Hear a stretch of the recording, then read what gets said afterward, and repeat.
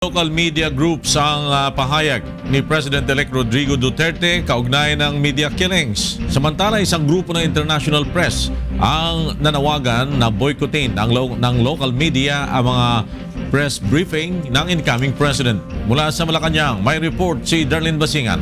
Live. Yes, Darlene. Yes, Flor, kinunon din na nga ng mga local media group ang naging pahayag ni President-elect Rodrigo Duterte kaugnay nga ng media killings. Matatandang sinabi ni Duterte sa kanyang pinakahuling press conference na sangkot sa korupsyon ng ibang media na naging biktima ng pagpatay at na hindi exempted sa assassination ang mga media na sangkot naman sa korupsyon.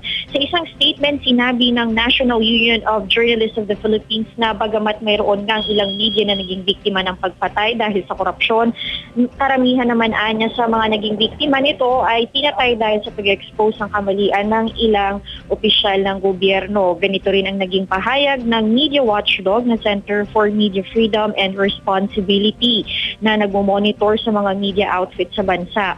Sinabi nito na hindi opsyon ang pagpatay sa mga nagkamaling miyembro ng media.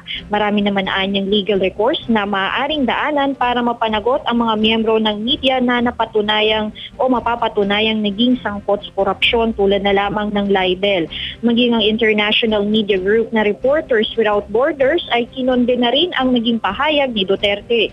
Hinikayat pa nito ang local media na i-boycott na lamang ang mga press conference ni Duterte hanggat hindi ito humihingi ng public apology.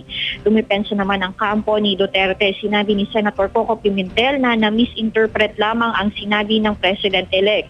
Dagdag pa nito, bukas pa rin naman ang Duterte government sa pagresolba ng mga kaso ng media killings. Umalma naman ang Malacanang sa sinabi ng President-elect. Sinabi nito na trabaho ng pamahalaan na protektahan ang media laban sa mga karahasan at panagutin ang mga mapapatunayang sangkot sa media killing sa pamamagitan ng legal na paraan. Bagamat isa ang Pilipinas sa mga may pinakamalayang pamamahayag, isa naman ito sa may mga pinakamataas na kaso ng pagpatay sa mga miyembro ng media. At yan muna ang latest mula Maynila. Balik sa floor.